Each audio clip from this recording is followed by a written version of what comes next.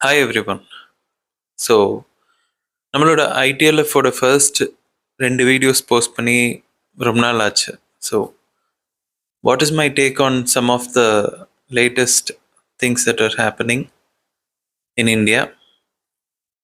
Okay, so let is address the Anna University case first.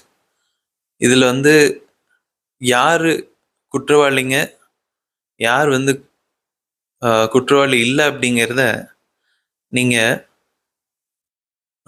மீடியாவில் யார் யார் எப்படி பேசுகிறாங்க, யார் திக்குறாங்க, யார் திணறாங்க, யார் தெளிவாக பேசுகிறாங்க அப்படிங்கிறத வச்சு நிறைய விஷயங்கள் கண்டுபிடிக்க முடியும்.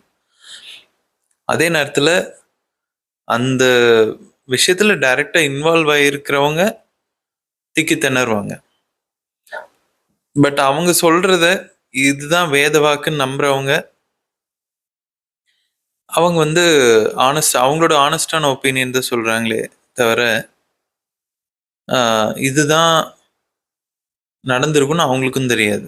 அவங்களுக்கு என்ன சொல்லப்பட்டதோ அதை அவங்க சொல்கிறாங்க. அதனால் நாம் உண்மை எதுவோ அதுதான் கண்டுபிடிக்கணும். இப்போ ஃபார் எக்ஸாம்பிள் மதன் கௌரி வந்து அவரோட சேனலில் சூப்பராக வந்து இதை பற்றி இமோஷ்னலாக அவர் சொல்லியிருக்காரு. அவருக்கு என்ன தோணுச்சோ அதை சொல்லியிருக்காரு. ரொம்ப பவர்ஃபுல்லான விஷயம், ரொம்ப இமோஷ்னலாக பேசியிருந்தார். அது பார்த்துட்டு தான் எனக்கு வந்து கண்டிப்பாக நாமளும் வந்து இதை பற்றி பேசணும் அப்படின்னு எனக்கு ஃபீல் ஆச்சு.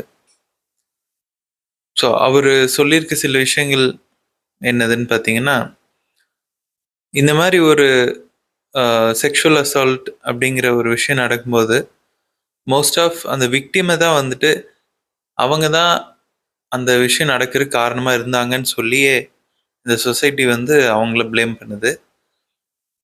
ஆனால் அந்த பெர்பெட்ரேட்டர், அந்த குற்றம் செய்தவனை அவன் எப்படி வளர்த்துப்பட்டிருப்பான்,